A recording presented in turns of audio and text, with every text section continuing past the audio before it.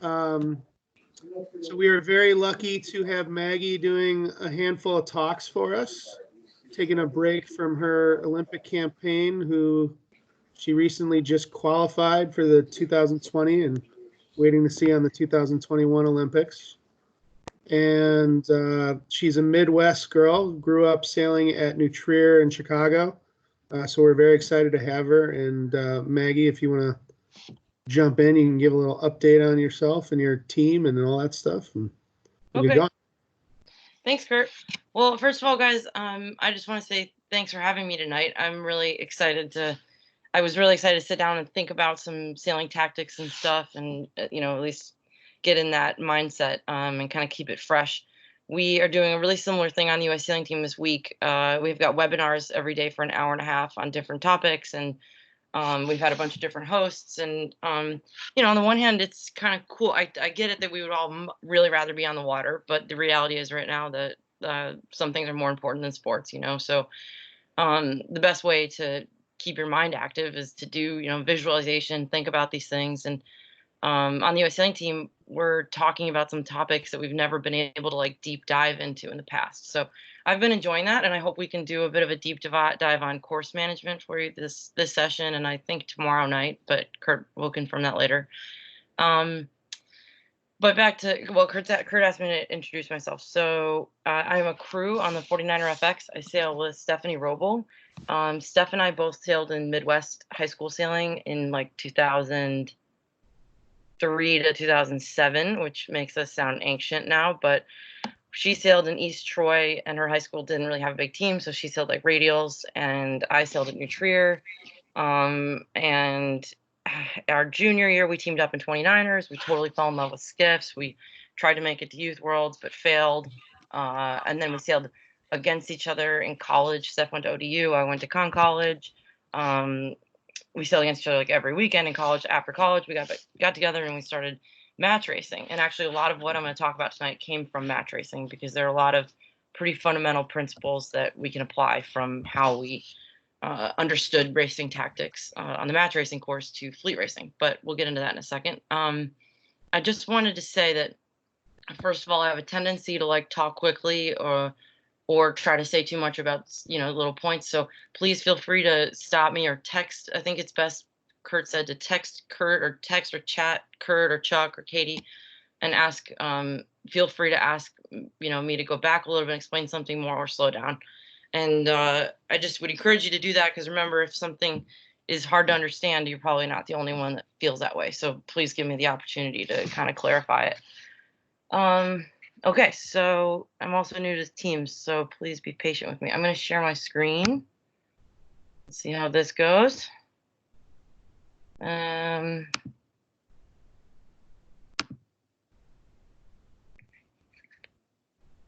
Okay. So it's working? Yeah, it's working. Cool. First of all, I want to say that I remember back in junior high and high school when I was first learning to race, I remember asking a coach, everyone seems to know what side of the course they want to race to, and I have no idea what they're looking at. I have no idea why they think they know one side's going to be better than the other. And it's just, I think the best thing that I learned was that it's not always that obvious to everyone. And so the more the more simple you can make it, simpler you can make it, and the more kind of rules of thumb you can stick to.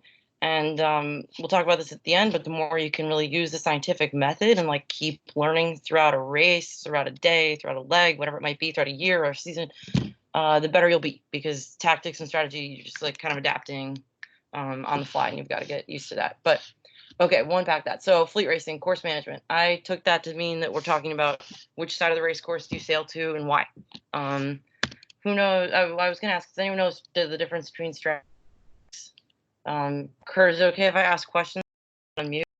The best way to try to... Yeah, go ahead and ask questions. We can try unmuting. If you guys can type them in the comments section, try that. If you don't have the comments section, just be patient when you unmute. Maybe we'll give that a try, and if it doesn't work, then I'll keep the rhetoric questions to a minimum. But strategy versus tactics, anyone have an idea what that means?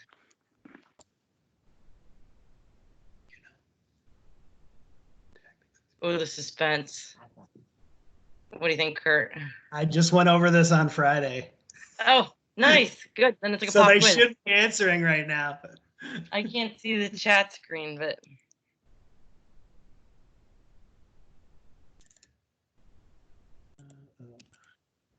oops. I probably just can't see the chat screen at all. Okay, do we have any answers?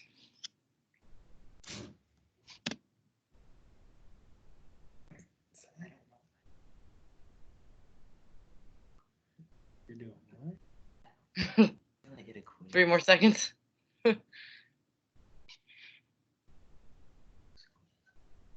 Maggie, it's Katie. So Hey, I've Katie. heard that strategy is kind of your game plan going into it, and then tactics is what you do when other boats are involved. Yeah, perfect. I think you nailed it. Strategy is what you would do if there were no other boats on the race course. How would you sail? You know, like which side is favored? Which path would you want to take? And tactics is what you do to beat the other boats specifically. So strategy is big picture, and then tactics is, we like to think about it as boat on boat stuff. So today I want to talk about course management strategy. So how are we attacking the race course? And I wanted to ask another question about how do we win races? So tell me, guys, what are the ways that we win races? I'll start us off by saying you could win a race by being the fastest boat on the race course by a lot, but that's very rare. It's rarely enough to win an entire race, right? Like, especially when you're sailing borrowed boats in high school sailing, you're constantly rotating. You can't tune the boats. You're probably not going to have a huge speed edge that's reliable in all different conditions.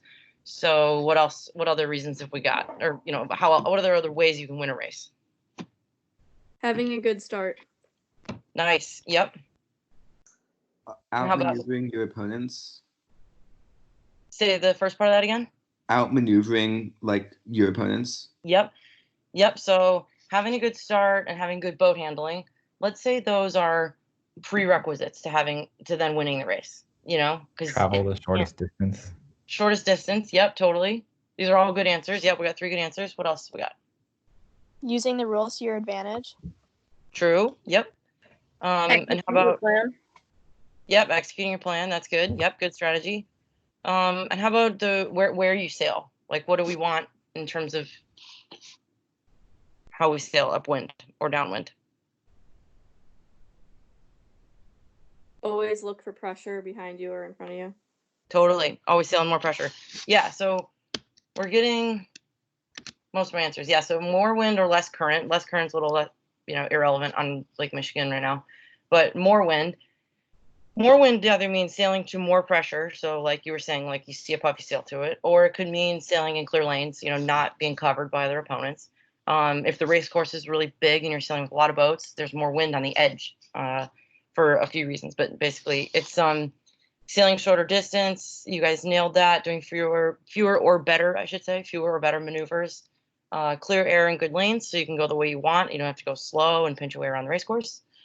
And this is a concept I really like, being right more of the time than everyone else. No one's ever going to be right 100% of the days. No one's ever going to be right. They might say they are, but I highly doubt anyone's actually right more than 90% of a day. So you just need to be more right than your opponents, right? Like, be right more of the time. So how do we have a high? We're basically, what we need to all admit is that we're guessing a lot of the time. And how do we guess better, more frequently, right? Like, first of all, none of us are fortune tellers.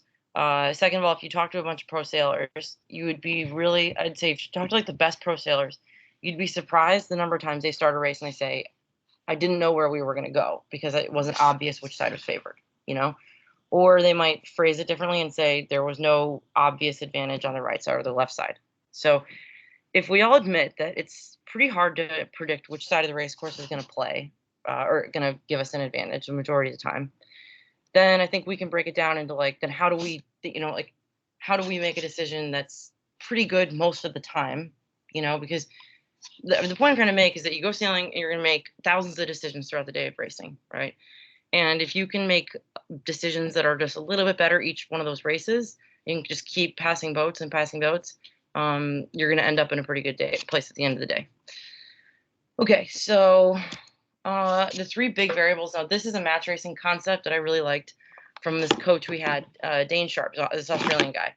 And he was like, we're breaking it down to 3 things that we're talking about. And this is on the race course. So you guys have mentioned starting, and you're totally right. You have to start well. You mentioned boat handling. You have to have that down pat. You mentioned boat speed. Okay, we know we need all those 3 things at least a proficient level. And now we're talking about being on the race course. So 3 big variables, and it looks like I gave it away in the title of this slideshow.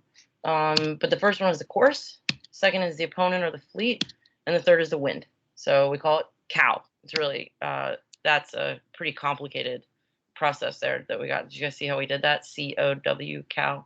Okay, so at different points on the race course, you've got to race different variables, okay? Someone mentioned earlier starting on the right end, or starting well, right? And in order to start well, if the line is really skewed, starting line's really skewed, one side's really favored over the other, for example, that's like a pretty course dominant decision. You're like, okay, based on the race course, we're starting on favored end because it gives me like a 5 boat length advantage or something. Okay, that's the course one. The opponent or the fleet would be if you start ahead of everyone and then you're trying to just stay ahead. Now you're making your decision based on where the fleet is going and the opponent's, right? So that's your opponent or your fleet-based decision making. Now, next is the wind, and I want to talk a lot more about the wind right now. But basically, at different points on the race course, you favor either the course or the opponent or the wind more. One way to think about that would be in the middle of the race course, you can get the most leverage, right? That's when you're like the farthest apart from other boats. And that at that point, the wind matters the most, right? If a race course is really skewed, then the course matters the most. If you are in the medal race of a regatta and where, you know, the only thing that matters points wise is where you finished against another boat, now we're talking only opponent. So does that make sense? I think you can kind of break down all the variables in just those 3 big categories: course, opponent, and wind. Okay, so let's talk a little bit more about the course specifically.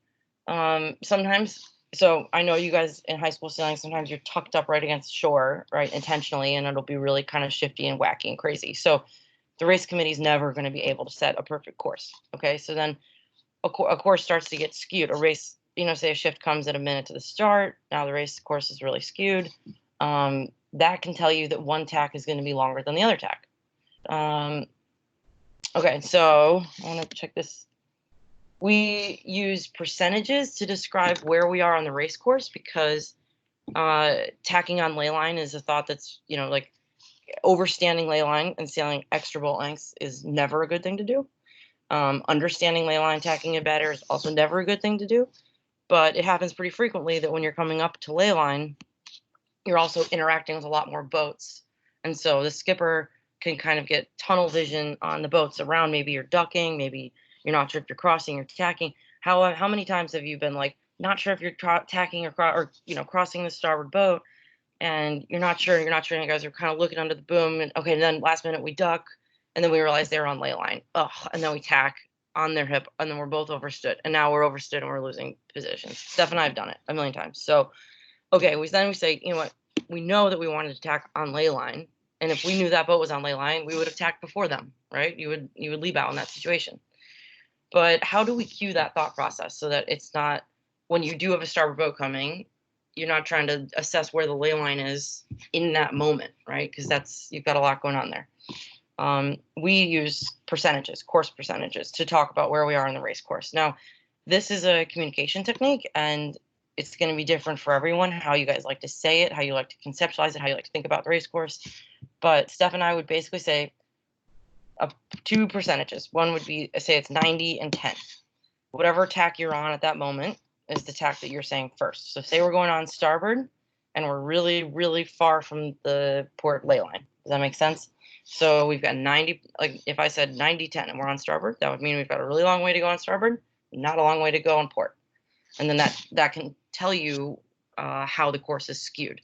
Say, if I say 50-50, that means we are right in the middle of the course, or it could mean that we have 50-50 left to go. So it can help you know where you are on the course and cue a couple things, like, do we want to be in the middle? Do we need to be getting to an edge? Are we near a ley line? So I just wanted to give you that technique that we use often, percentages, and one person's got to be designated to talk about it. But usually if we're at like a 2080 point, then we know we're at a decision point, like, or we're coming upon a decision point. So you're at 2080 or 1090, like you're really getting to an edge, you're getting to a ley line, you're getting to a corner. Got to formulate an exit plan. Okay.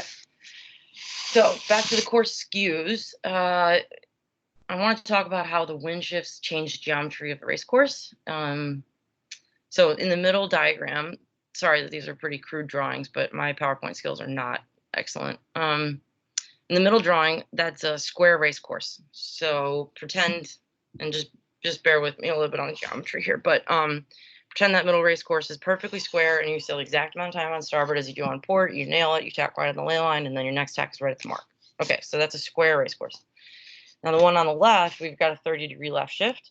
And the one on the right, we have a 30-degree right shift. So I want to ask the question, what happens when the wind shifts to the left? Do you spend more time on port or on starboard? And this is all assuming that the race queen doesn't move the mark. I don't know if anyone feels comfortable speaking up and unmuting themselves, but you're welcome to. What do you think? Port. Nice, yeah. And how about the right shift? Starboard. Nailed it. Okay, sweet. So this shows like a 30-degree left shift. We're still tacking through about 90 degrees, but sorry, I keep pointing at my other screen. We're tacking through 90 degrees, but it changes the amount of time that you spend on each one if you sail the lift to tack. Okay, or I mean, if you only tack once. So any questions about that? Are we kind of all on the same page? I want to just give a second. Anyone can speak up if this is confusing. I just want to make sure we're on the same page about like kind of what variables we're talking about and why.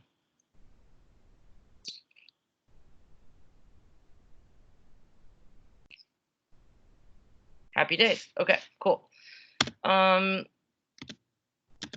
Okay, so actually you guys mentioned this earlier too. If you stay ahead of your opponents and stay between the fleet and the mark, that's an opponent-based decision. So just wanted to talk, this is like, yeah, this is a little bit more fleet racing, like tactics and stuff. So we're gonna breeze through these real quick, but I just wanted to explain kind of what are the opponent moves, to like race your opponent or the fleet better.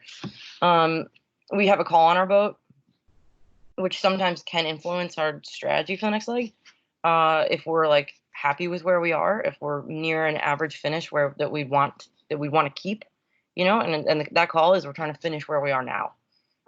Okay, so in the FX, we sail in split fleets. So we're usually racing about 25 other boats at a time. And we're going to sail 6 races in the qualifying series, another 6 in the finals, and then a medal race. So that's actually 6, 6, and 2 because it's double points in the medal race. So we're sailing like 14 races, of course, for regatta. If you can average a 7th place, you can win the regatta. So that's pretty high. And I do recommend that you guys take a look at some of your high school sailing score lines and just look at like, okay, what average finishes are we trying to get at a Great Lakes Championship or at a Mallory Nationals or whatever it might be. The numbers are different based on the fleet composition and competitiveness.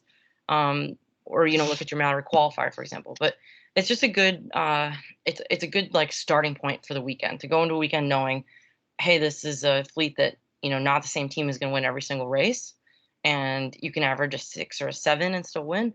Or historically, there's been a bit of a discrepancy in skill sets in the fleet. We're trying to average a 4 or a 3 or whatever it might be. Like sometimes just knowing that kind of helps you get in the right mentality for tactics for that weekend.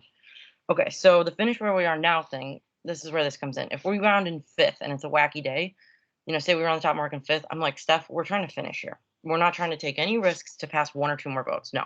I mean, of course, you always want to pass boats if the opportunity presents itself, but you're not going to take a risk in order to do that if you're happy where you're finishing. If we round in like 23rd out of 25, I'm like, well, we got to do a lot of work. We've got to pass a lot of boats, and that's a really different set of strategy than trying to pick boats off one at a time.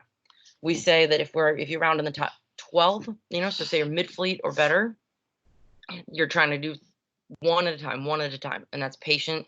That's patience. That's boat positioning. That's paying attention to all the little subtle details. If we are in front, we're trying to finish where we are. You're actually kind of defensively trying to finish where you are, and if you're in the back, you take a little more risk. Okay, so in that sense, where you are compared to your opponents does influence the strategy you have on the race course. But we're not going to go into too many of those little nuances now. Okay. one other little tip about opponent-based strategy. Sometimes we'll like look at the trackers after sailing and be like, wow, there were 24 boats on port and we were on starboard. And if it's a point that we lose some boats, it's a learning moment for us to say that our awareness was not very high at that moment. If you're going against the grain and you're the only one going one way, you better be really sure of what you see or what you're going to, or you better be needing to take a risk. But you better be in a position to take a risk and say you're not doing very well and you're just taking a flyer. So that situation should be rare. The other one, what I'm trying to say is if you're going against the grain, you better be sure of what you're going to or why you are. I mean, maybe it's a clearing tack and that was just a moment. Then that's not really going against the grain. Going against the grain is like everyone's on port and you're crossing on starboard and you're just digging in and attack. Okay, so that's the point I'm trying to make. Usually the fleet is, generally speaking, like there's a little bit of like a herd mentality, and yeah, just be conscious of that. Okay, then. Okay, this is the kind of meat of the conversation. I want to talk about wind and really what's happening on the race course and why we would go one way or another. It gets back to that question that I asked my coach like 15 years ago. I was like, I don't know why anyone thinks that they're going to go one way or another. I don't get it, and it's really okay to think that. And as it turns out, some days we still feel that way on the Olympic campaign. I mean, at the World Championship, we'll be like, we have no idea which way we're going. But we do have methods to figure it out after that point. Neither Steph nor I like uncertainty. We don't like winging it. We don't like guessing. We don't like flying by the seat of our pants. We don't like just rolling the dice. So we, with the help of a lot of other really talented coaches, have devised systems that we put in place, and we ask questions every day. We'll get to the questions in a second, but the wind, basically, I think you guys know this. There are a couple kinds of shifts. There's persistent shifts and there are oscillating shifts. Persistent means that the breeze starts going one way and then it keeps going that way. We have an Italian coach named Giulia Conti, and the word they use, the way it translates, is a rotation and a rotating shift. And I like that instead of persistent because it really does demonstrate that the wind is like rotating and changing consistently and persistently in one direction. Does that make sense? So yeah, we'd finish race and she'd be like, but how did you not know that the wind was just kept rotating that way? And we were like, what do you mean rotating? And she was saying that it was persistent shift and we needed to go that way and send it harder. Anyhow, the opposite is an oscillating shift when it keeps going back and forth and there's a lot more randomness and less patterns to it. Those are oscillating shifts, and in those moments you just got to tack and stay on the lifted tack, whereas a persistent shift you might actually have to get farther into that shift and then tack in order to capitalize on it later. And obviously, like you guys said earlier, wind, is there more wind on one side or the other? So those are the three things we're looking at when we talk about wind. Which way do we want to go on the race course? We want to find more wind, and we want to figure out what that wind is doing. Okay, so we start every day, and I'm not kidding with this. We do ask every single day, and if the day changes, then we ask it again in the middle of the day. What type of day is it? So I want you guys to look at some of these photos and just shout out some answers. About, like, just tell me adjectives. Tell me what you see. If you were looking at this day, like I've taken some photos from Chicago, and they're pretty like stereotypical days to me, and they fall into a category that I can kind of relate to. So I want you to look at these photos and tell me what you see and what you would say to your opponent if they said, "What kind of day is today?" Besides the obvious, today we're match racing and sonars at Chicago Yacht Club.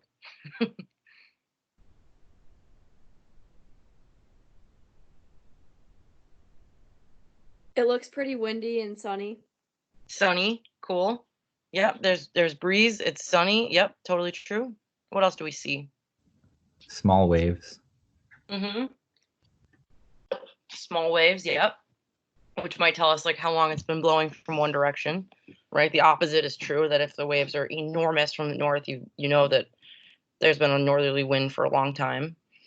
Or if the waves are still coming from the north, but the wind's coming from the south, then these waves are all mixed up and the wind has recently changed. Okay, cool. What else do we see? In the front of the picture, the boat isn't heeling, but the boat in the back is heeling, so there's less wind in some places than there is in others. Yeah, totally.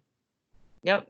There's going to be, the pressure, the velocity is going to see a lot of changes. How about the clouds? What do you guys think about the clouds here?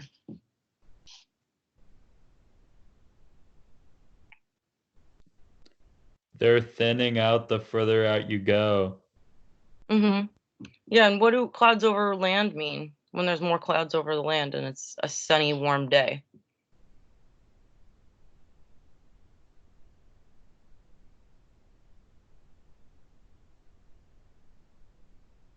Okay. Well, it probably means that it's hot inshore and then the hot air rises and you get some clouds and maybe it's cooler offshore. Okay, we don't need to get too technical on this stuff. How about this day? Let's contrast that day before to this day now. It's pretty light wind. Totally. Very light. And what else? Flat water. Really calm. How about the clouds? None. None. Yep. I would expect a lot of variability on this day. A lot of mixing, a lot of variability. How about this day?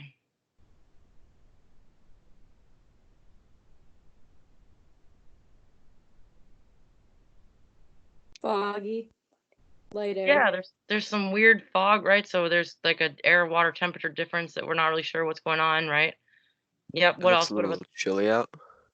Yeah, it could be chilly. It's Yep. pretty flat. Flat, yep.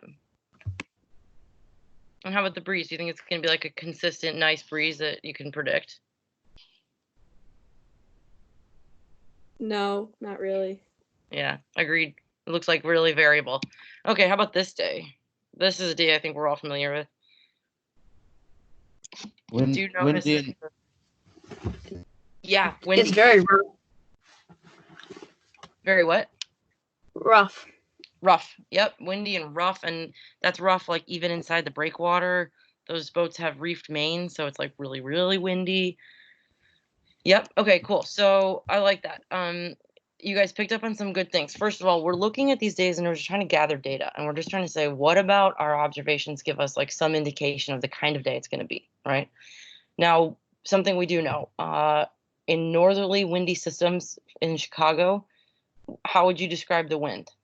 Like, if you had to, because come up with some adjectives for like describing the wind on a northerly cold day that they're like big waves and it's just blowing. Give me some more adjectives. But northerly doesn't really have a lot of shifts, like Mhm. westerly does. Yeah, exactly. So maybe you'd call it steady, or consistent instead of really shifty. Yep.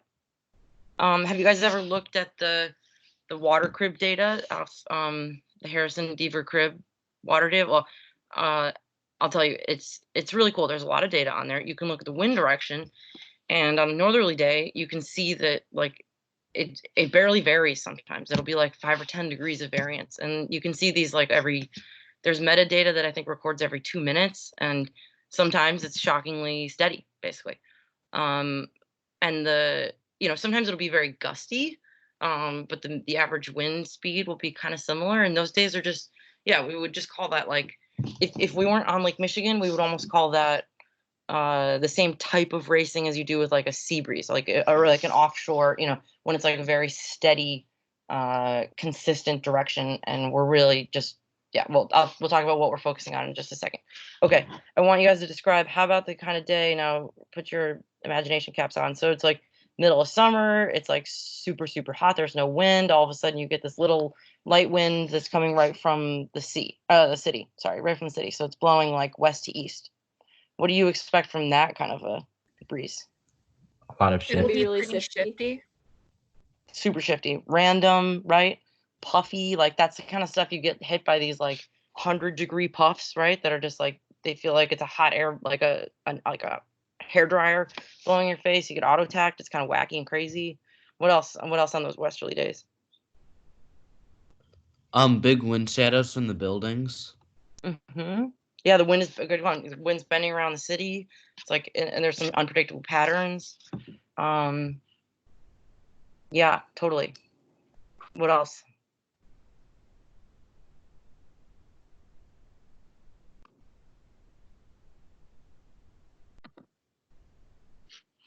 Okay. Well, I think those are pretty good distinctions and adjectives and everything. Nice describing game. So that tells what we would take all those adjectives and talk about all the different race courses we've raced on, and we'd break them down into 2 kinds of race courses. And Dave Ullman helped us with this when he was like, you guys just need to keep this simple. He really helped us. We look at the race courses as one of 2 kinds of race course. All right, ready for this? There's either something to race to. That's a really technical term. There's something to race to, or there's not, and it's open. So when we say open race course, we mean that we're not sure really, that we have to like basically start sailing and find out, take advantage of the shifts, and there's not like an obvious geographical trend. So the distinction is there an obvious geography or a persistent shift, or is there something that we're racing to? And so this thing might be the left side or the right side. It might be the break wall. It might be current relief. If you were sailing on a river, in Detroit, I think there's a lot of current. You might be racing to the shore to get current relief. So we either say there's somewhere or something to race to, or there's not, and the race course is open. Okay. And so the shifty, puffy day. Can you guys guess what kind of a race course? Like, how would we call one of those northerly days we just talked about? Would you call it race course 1 or race course 2, and why? Let's someone be bold. Unmute yourself. Let's hear it.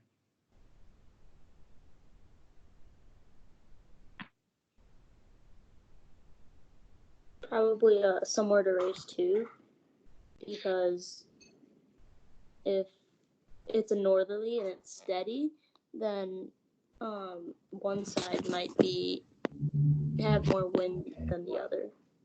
Yeah, I like it. Totally. Yeah. How about yeah, good job. Good answer. How about on one of those crazy westerly days we were talking about? Do you think that's somewhere to race to, or do you think it's an open race course? This is just pretty generically speaking. It's hard to actually say this entire wind direction in Chicago is an open race course, but what do you guys think? Open race course, just because of the puffiness and like how the buildings can cause wind shadows. Totally. Yep. And exactly. And it'll kind of influence like your mindset. Like, okay, this is a really puffy, shifty, crazy, random day. It's an open race course right now. And that might turn into we have to race to that pressure on the left. But if it's an open race course and it continues to be that sort of random day, that pressure on the left might be on the right, and then on the left, and then on the left, and then on the right, left. You know what I mean? Like it'll be random in the ways that you're racing to it. So you're still racing to more pressure, because that's always a good thing, but it's not necessarily like living on one side or the other due to geography. Okay, any questions about that? Those two types of race courses that we differentiate between?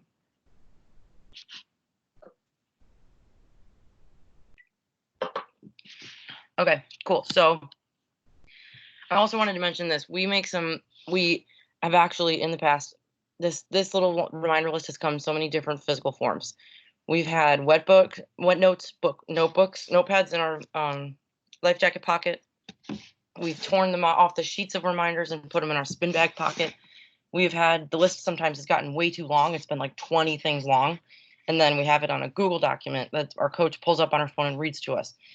We've laminated things, taped them to the side console of the boat. Most recently, that's been like food reminders to remind us how much food we need to eat. But what I'm trying to say is that no technique is too dumbed down to help you remember something important, right? Like we've written things on the boom. Steph's written things on her hand. She tries to write them on my face, but I tell her that, no, I'm kidding. She doesn't do that. We don't get that far.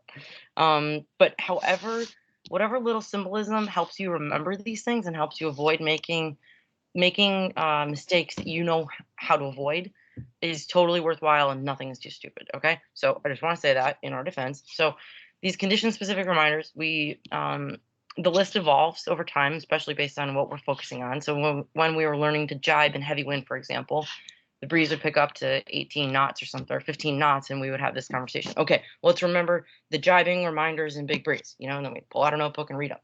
I remember Anna Tunicliffe's match racing team taught us this back in like 2012. Like at the London Olympics, they had their web notes notepad with their reminders on it. So nothing is ever too stupid, and it gives you confidence. You're like, okay, I'm gonna remember to proactively do these things correctly, and then I don't have to worry about not doing them right. Does that make sense? Anyhow, okay, so condition-specific reminders might be the maneuver cost. Like, for example, in our boat, on a day that it's blowing 15 knots, when you're going upwind, you're going like 10 knots in any direction, right? Or 10 knots. When you tack, you go 0. Like, you almost go backwards, right? So it's very expensive to do a tack. You don't go backwards unless you really screw up. But going, when everyone else is moving 10 or 12 knots in one direction and you're going 0 for a few seconds, it's really costly. So that's an expensive maneuver cost.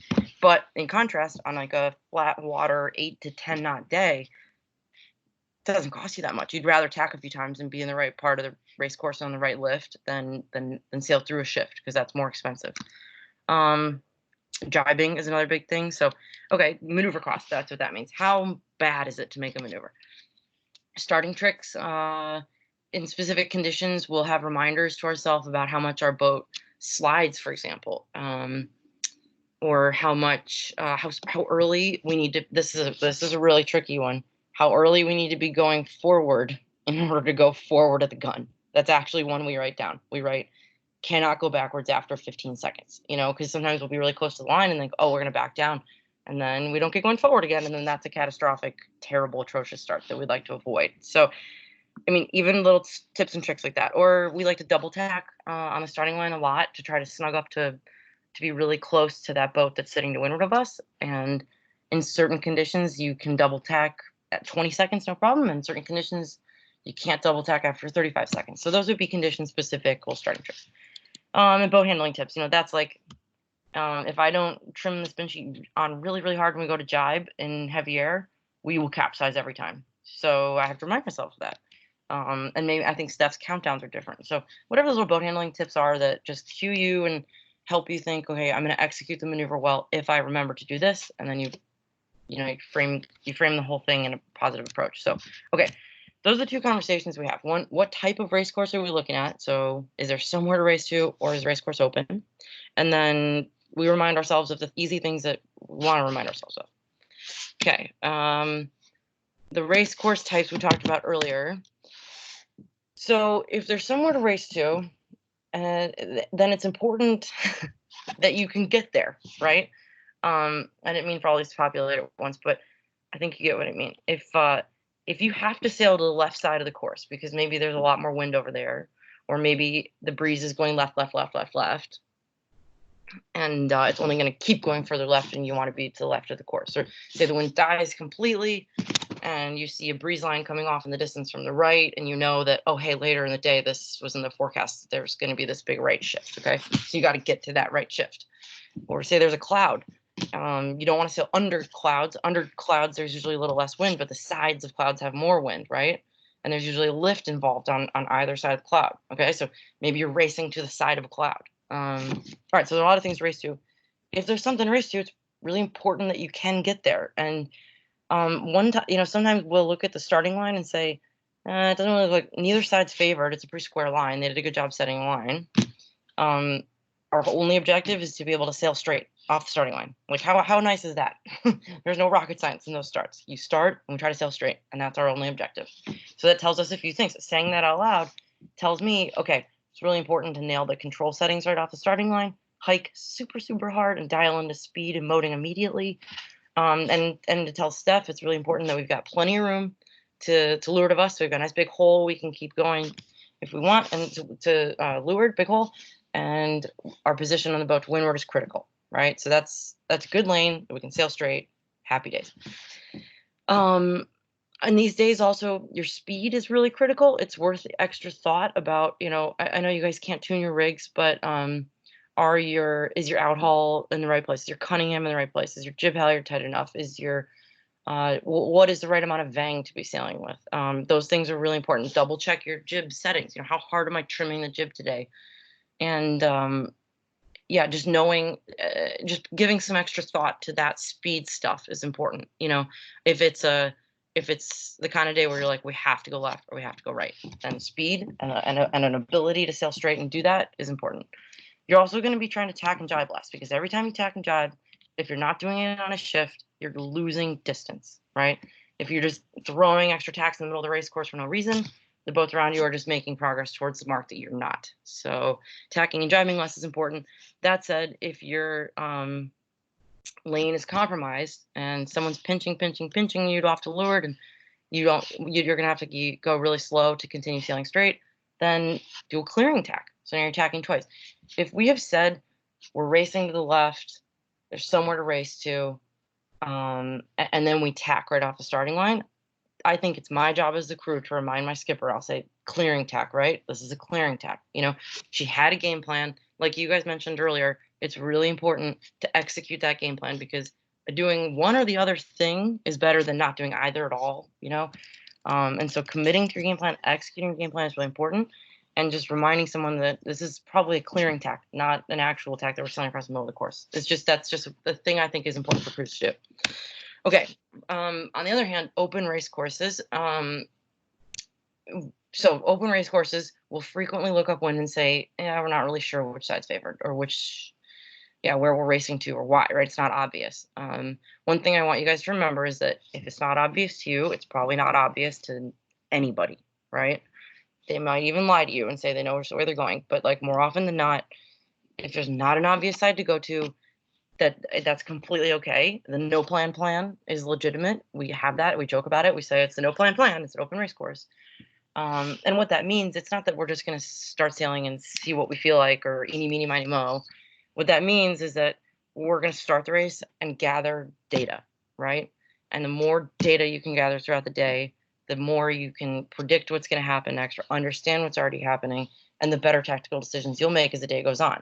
Whereas in theory, a lot of people get more tired, they get more frustrated, or they forget mistakes they've made and they make them again. If you can be on the sharper side of that, if you can be gathering data constantly throughout the day and making better, sharper decisions, I promise over the course of the day, you will improve your score. I mean, in high school sailing, you guys do an insane number of races a day. Like I think you do, I don't know, like 8 or 10 or something. That's a lot of races, a lot of decisions, a lot of things to remember. So you can also rely on your coaches, but we'll get into that in a second. So an open race course, we're gathering data, right? And so your head is on a swivel. That's when we have to remind ourselves of all the time. That contrasts to the point about when there's somewhere to race to and your focus should be on speed. In this situation, when your focus is on finding the next puff and understand and anticipating the shifts, your head should be just on a swivel the whole time. Speed is not the most important thing. Speed is not going to tell you whether you're lifted or not. Speed is not going to tell you where the next puff is coming from. Only your eyes and your crew's eyes are going to do that. So head on a swivel on those open race course days. Keep it really simple. Okay, we're getting headed, we tack. We're getting knocked, we tack. You know what I mean? You just stay on the lifted tack. Ask your skippers, are we still lifted? Are we still lifted? Where's the next puff coming from? All those kind of questions are really helpful to cue the head on the swivel, the information gathering mentality, you know. And remember, you're not trying to get it right 100% of the time. No one is going to do that. Not even the best, okay? You're trying to get it right more times than not, or a little bit more and more as days goes on. Okay, so this constant assessment that I've kind of already gotten into. It's really just asking yourself, what is working? What did work? Is this working? Is what's happening right now what I thought was going to happen? And so what I mean by that is, okay, be bold and learn, which I really like how much you guys participate in the conversation. Be bold and say, I think this will happen. Sorry. So before the race, when you're unsure of which side's going to pay, remember that everyone else probably feels that same way. But don't hesitate to make a comment like, I think the left is going to pay, or looks to me like the left is going to pay. If you make that statement, now, okay, great. Now we can ask ourselves, is it paying or is the right paying? But if you say, I don't know what's going to happen, then you're not really testing anything as this race goes on. That makes sense? So asking yourself what is happening, what's working, what did work, what didn't work. Easy ways to do that, to ask each other. Crews, oftentimes this is a good thing for you to pay attention to. Okay, who won first, second, and third at the first top mark? Which side of the race course did they come from, right? And also it's interesting to know, did 1, 2, and 3 come from the right, and 4, 5, and 6 from the left, and then 7 from the right and 8 from the left? You know, did the packs just kind of like just come together all at the same time? Like, that's helpful information too. So no clear side winning is just as helpful as the right one or the left one. Does that make sense? All of this information can be helpful if you interpret it in the right way. So, crews, if you're like, wait, it kind of felt like all the packs just came together at the same time. Well, they probably did, and there probably wasn't a clear favored side. And then that's really helpful to know too, because now you don't need to compromise a lane or do clearing tacks. You just need to be heads up for the next leg. Okay, so yeah, we covered that stuff. So we worked with this coach, John Bertrand, and it was funny one day. He's like, "This is what I like to call the scientific method," and we laughed and cracked up because we were like, "Okay, it's been a long time since we were in science class, and we kind of remember the parts of it. So you guys will have to correct me if I don't actually have a scientific method right here. But I think generally speaking, it includes like a hypothesis and then some kind of test, and then you draw conclusions. So here's my application, what I remember of the scientific method, including 15 years ago. So you make a guess. That's your hypothesis. That's what we talked about before the race. I think the right's coming in. I think the left's coming in. You need to be at a place with your partner and your team that you feel like you can say that stuff, and if you can't, then chat with your coaches about it, because you have to be able to put yourself out there and make a guess in order to learn, and that inherently means that you're going to fail sometimes, and it's totally okay to fail. Like, we would rather finish a race and say we thought the right was going to come in and then the left came in. We'd rather think that, we'd rather have that to happen than say we didn't really know what was going to happen and then we think people from the left made out better, but we're not really sure if it's because the wind shifted or they have more pressure. We're not really sure. Like, if you finish a race and it didn't go well, and you don't have a firm grasp of what happened and why it happened, you're gonna have a hard time doing better in the next race. Does that make sense? So, okay, making a guess. I want everyone to be bold about doing that. Okay, and then the data collection, that can be from your teammate. Where did the winners come from? How many times did the winners tack? Did the winners tack once off the starting line, send it out to lay line, tack once on lay line, 2 total tacks? Did they do 5 tacks in the middle? Were they tacking on every shift, every pup? If you can't figure out what kind of day it is and how frequent the shifts are, then there's a piece of data point. The person that won tacked 7 times. Whoa, that's a lot. It must be really shifty. Ask your coaches where the winners sailed on the open legs, how many times they tack, etc. And then this is where evaluation comes in. We thought the right was going to pay. Did the right pay or did the left pay? Okay, so that's the evaluation. All right, I wanted to leave some time for questions, but I also wanted to show you this thing. Am I still sharing my screen? Yeah, you are. Okay, cool.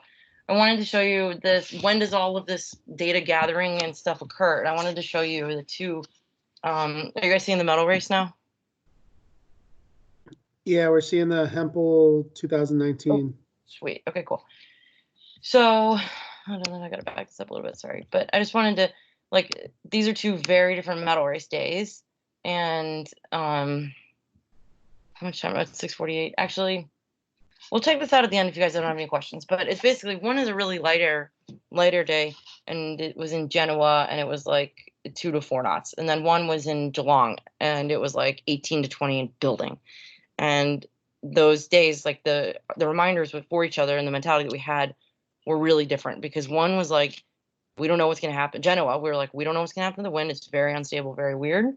We just need to have open minds, be ready to react, and figure this out on the fly. And then the day in Geelong, that was like 18 to 20, we were literally like, let's tack twice and jibe once. It was so windy and so crazy that our strategy was to sail to the right side, minimize maneuvers, and just execute good boat handling, which kind of is the game in 20 knots of breeze in a 49er, but probably not so much in a 420. So anyhow, if we got time at the end, we can look at those 2. But I wanted to see if you guys had any questions about anything I chatted about.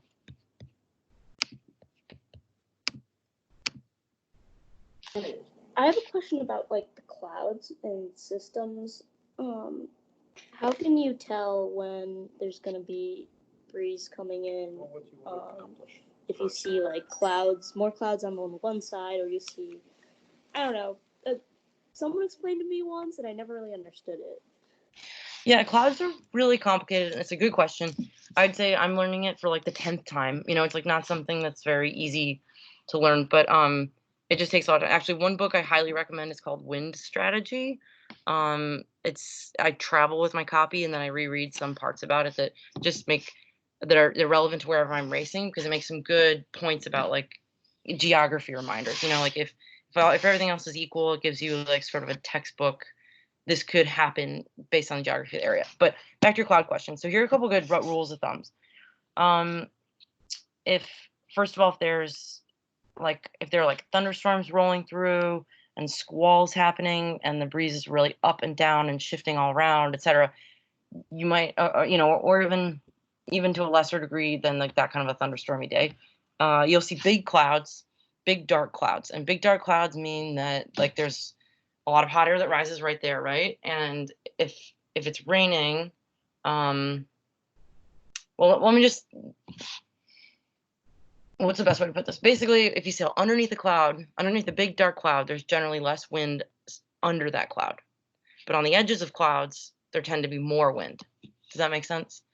So big clouds that are moving can kind of give you that rule of thumb to not sail under them, but to sail to the sides of clouds. You want to be sailing along the borders of clouds, basically, if possible. The other way clouds can help you understand what kind of day it is if you see the amount of like if you look outside right now, you'd see a lot of like pretty thick cloud cover that's like really consistent, right? And that means that there's not a lot of like mixing per se, you know, of like in the atmosphere.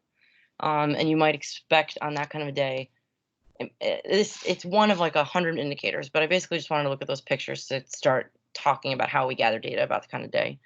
That's one indicator that it's going to be either like a steadier day or yeah, I mean, it could be an indicator that it could be kind of a steady day. The opposite of that is if there are a lot of clear skies, or there's some areas of clear skies and some areas of cloud cover. There's mixing in the clear skies areas and less in the cloud cover area. And so sometimes in those clear sky areas, you might get more of the gradient wind, which is really up high in the air, and that might come down to the surface more. I would say big picture though, on your race courses are quite small and close to shore. So little clouds over land, like the one other thing you rule of thumb that is pretty safe to use is that if there's not a lot of wind, it's a really warm day, the water's cold, and there are little puffy clouds over land, that might indicate that the land is heating, and you might get like a thermal effect where the wind wants to blow from the cold water to the hot land. Does that make sense? Besides that, I would recommend reading Wind Strategy. But was that Margot? Did that kind of answer your question about clouds? Yeah, kinda. Like does I don't know, someone told me once that more clouds means like you sail to the clouds because there's like more wind. And then there's like different shapes of clouds mean different type of wind. I don't know. I don't know. Yeah. No, you're right. There's a lot to learn about clouds. I would say they matter more on bigger race courses when you're racing like a mile, for example. They matter less on shorter race courses when you can see the puffs probably better than you can anticipate them from what the clouds are doing. But they can be like a contributing factor. You know, they can tell you like, hey, there's a big dark cloud on the right side of the course. You want to sail to the edge of it. You don't necessarily want to sail under it. Whoever told you that was right, that usually there's more wind on the edges of the clouds. But yeah, I would just be careful. I think on short race courses, I would actually kind of encourage you to look at the water and what's happening more so than the big clouds around you. Thank you. Thanks for the question. I wish we had more time. Anyone else have a question about something we've talked about? If you're looking for a gate, like when you're picking your gate, Mhm. other than looking at how crowded they are and like which is higher, and like what maybe will set you up for the next leg, like what do you look for? Yeah, so you nailed it. There's traffic, there's gate skew or bias, and then there's what we're looking for on the next leg. So I think you actually know the answer. It's those three things, right? Which way we're trying to go on the next leg. But how do we make that decision, right? That's a tough part. And so knowing what kind of day it is can help tell you how important those variables are, right? So for example, if we know it's a persistent right shift and the breeze has just been going right, then we're going to try harder to get to that gate mark that's closer to the committee boat. We call that left-hand turn because as you're going around it, you're making a left-hand turn. But that, I'll draw it real quick. So on a day that where you sail to is really, really important and you're going to be sailing that lane for a while and you don't want to tack a lot, okay. Oh, my blurry background's not helping anything now. Don't blur background. Okay. Does that make sense? So we call this the left-hand turn, and this one's the right-hand turn. There's the top mark. And basically, you have to take into consideration three things. The skew is only worth sailing the extra distance for or sailing in a lot of traffic for if it's big, right? Like if it's 2 boat lengths or more, then in our opinion, then okay, now we're talking. That's worthwhile. Maybe doing an extra jibe or sailing, rounding behind 2 more people because the distance is, if it's skewed by 2 boat lengths, then it's actually like 4 extra lengths to get around the other one. Okay. So you're deciding like what's most important. If the skew is like not really that big and they're kind of close to each other, if the gates are really close to each other versus really far apart, okay, the skew matters less and it's less of a big deal, right? Then you decide, okay, where we sail to on the next course, is it really puffy, shifty day where the shifts are really drastic? It's shifting a ton and you need to round in the lift. Okay, that's one thing. Then we will sail in bad traffic to round on the lift. If we just want to be on starboard after the rounding, then but the left-hand turn is really favored, then we might do a left-hand turn and tack immediately. So that's really like a judgment call. I would say answer the question like how big is the skew and kind of dismiss that as a variable. If the skew is, if you look and you're like, I can't really tell which one's favored, skew is probably not that big, right? And we could disregard that. Okay, now traffic, like are we talking rounding behind one boat and you can still get a good lane, or rounding outside a pinwheel and your race is over? Obviously we'd rather sail extra distance to the wrong mark if our choices are between being on the outside of a 5-boat pinwheel and going to the correct mark. Does that make sense? It's kind of always like a judgment call, but you've got the variables right. I would just encourage you to think about your next step. Like after the mark, what are we trying to accomplish and how important is that to be on starboard or on port or going to the right or going to the left? If the answer is really important, then we don't care that much about traffic and skew. Does that make sense? Yes, thank you. Thanks for the question.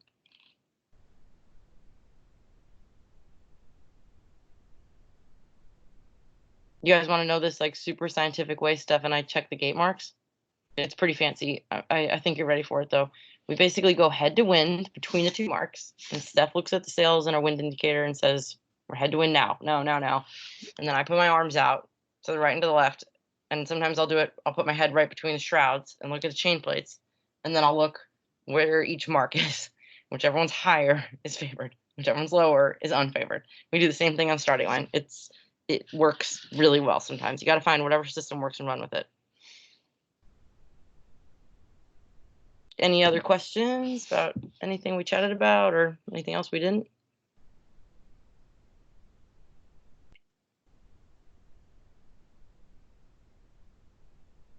Maggie, thank you so much. Thank you, Kurt. We can always, if we get any shy people asking questions later, we can always send you some questions.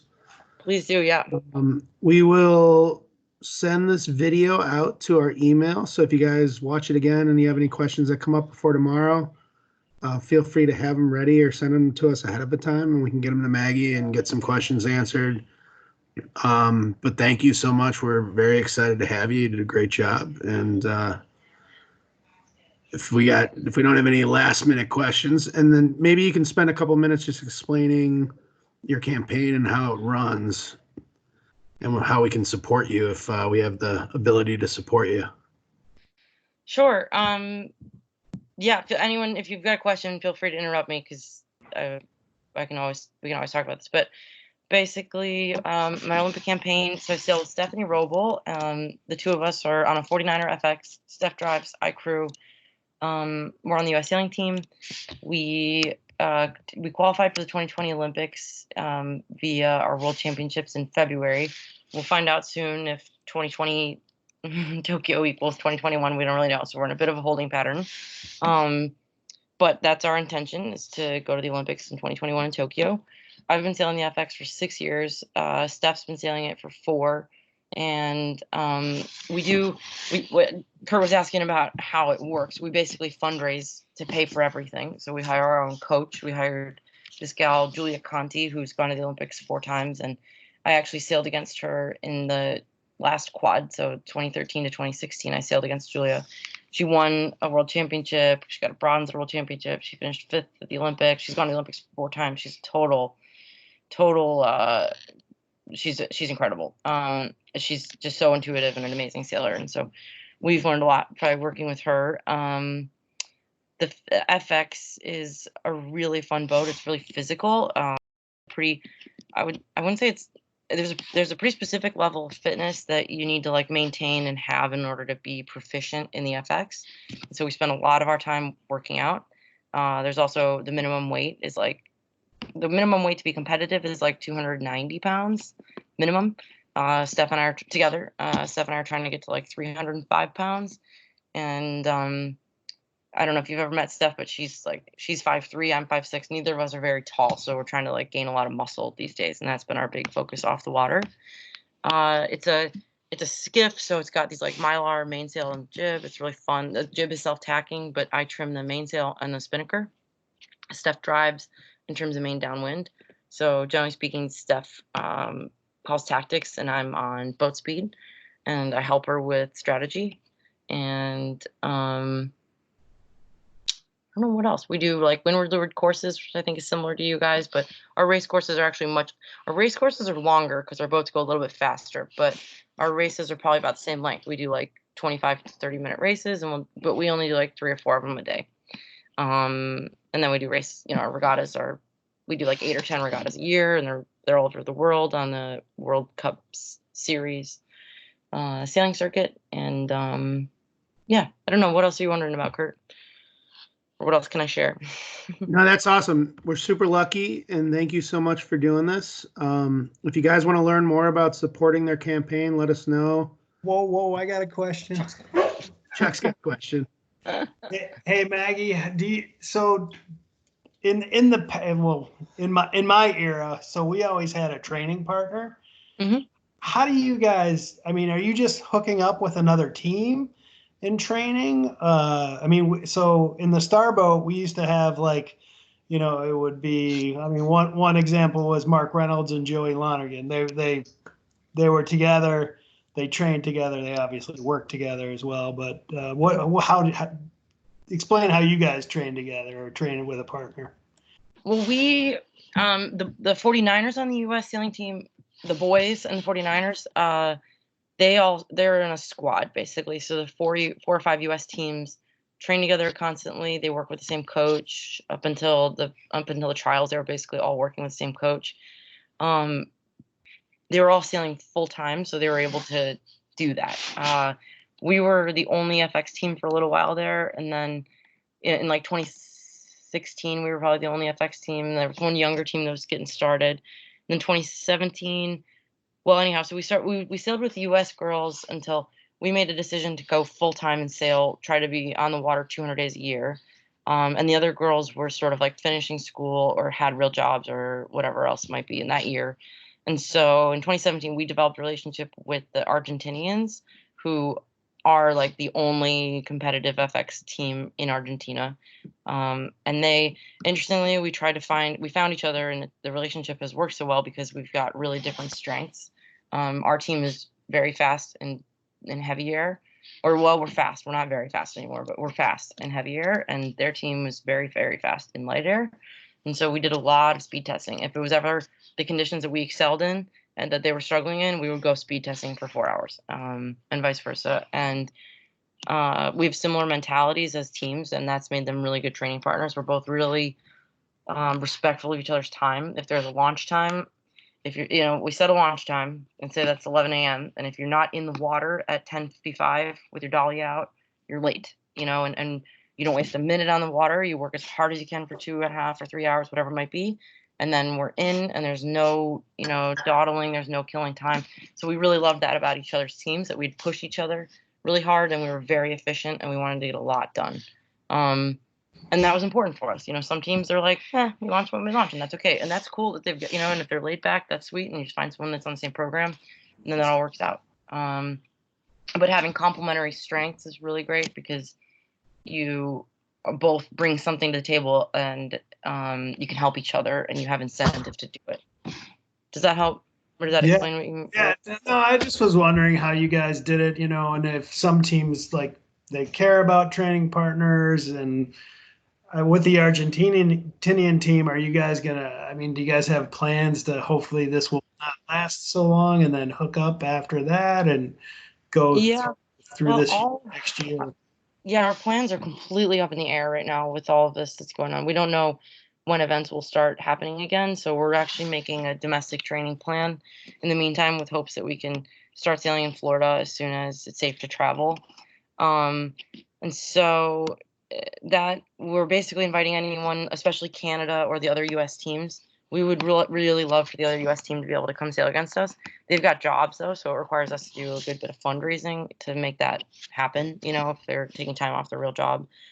So we're hoping that like Paris Ann will come sail with us, maybe Lucy Wilmot and her new crew. So we'll see about the US people, but we've said to Canada, to Argentina, to Peru, like anyone in North America, we're like, just come sail. We'll figure out boats, you know.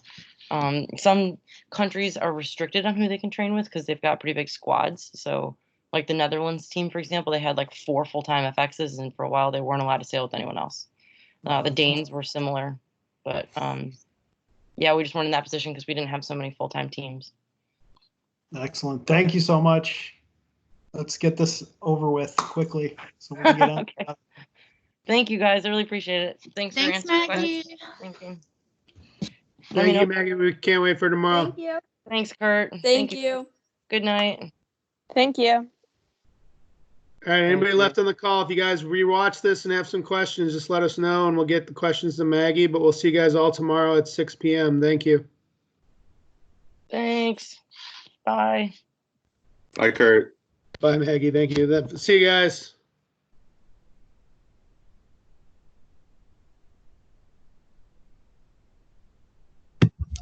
Thank you, Kurt. That was awesome. All right, yeah, I hope you guys liked it. Whitney, if you need any help getting more of your kids on this, just let me know. There's a couple different ways it seems to be working. There, if you go to the chat or the participant view, you can copy a link to send to people directly. That seems to be working really well. Okay. Yeah, I think the kids, I just got like 2 texts from kids that had like tried to just go in and it wouldn't let them. So we'll try again tomorrow. Yeah, let me know, and I can if you send me emails, I can add them. I have to add them individually to the invite, but I can do that too. And Okay. hopefully one way or the other will work. Sounds good. We'll figure something out. Awesome. Yeah, and we'll get this video sent out to everybody. Maggie did a great job. Yeah, that was really good. Yeah,